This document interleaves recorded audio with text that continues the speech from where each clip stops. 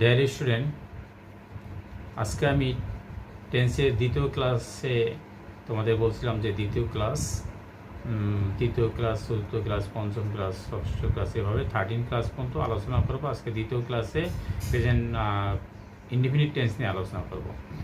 তো present indefinite tense যেমন আমরা প্রথমে আমি স্ট্রাকচারটা বলে দিচ্ছি। দেখো, তোমরা সবাই মনে রাখো structure of tense, present indefinite tense.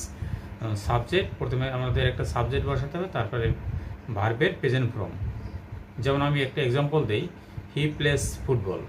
He subject আর প্লেস আছে প্রেজেন্ট ফর্ম, আর he third person singular number, এই জন্য এজ বাই এজ যোগ হয়েছে।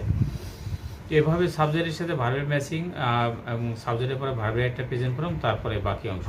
যেমন হি প্লেস ফুটবল, ফুটবলটা হচ্ছে বাকি অংশ। এটা হচ্ছে present indefinite tense. Present indefinite টেন্সের যেমন আমরা ইউনিভার্সাল ট্রুথ বলি, ম্যান ইজ মর্টাল, এটা universal truth.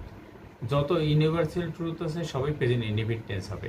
Man was mortal কিন্তু হয় না, তাই না? মানুষ মরণশীল, ম্যান ইজ মর্টাল মানে মানুষ মরণশীল।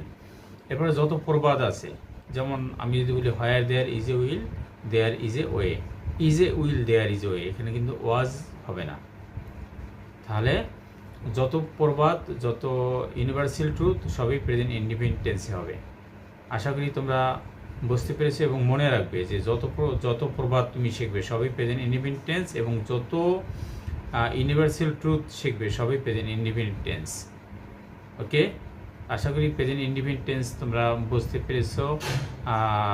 তো কারো কোনো কোশ্চেন থাকলে আমাদের